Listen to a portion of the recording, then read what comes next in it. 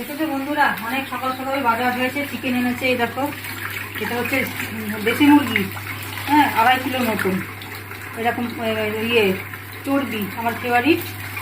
এবার লাল লাল ঝাল ঝাল করে রান্না হবে। অনেকটা আনা হয়েছে, একদিনে খাওয়া যাবে না।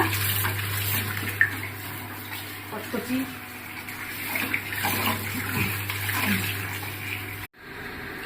এই যে বন্ধুরা দেখো, চিকেনটাকে কষাচ্ছি, কষানো প্রায় হয়েই গেছে। এবার গরম জল দেবো। এই যে চর্বি, মেটে, কচকচি, এইগুলো আমার ফেভারিট চিকেনের থেকে। কেমন হয়েছে দেখতে তোমরা অবশ্যই জানাবে, ঠিক আছে? এই যে গরম জল দিয়ে দিয়েছি, টকবক করে ফুটছে দেখো। বন্ধুরা, তৈরি হয়ে গেল আলু দিয়ে দেশি মুরগির মাংসের লাল লাল ঝাল ঝাল ঝোল। কেমন হয়েছে দেখতে অবশ্যই কমেন্টে কিন্তু জানাবে, ঠিক আছে? Bye bye.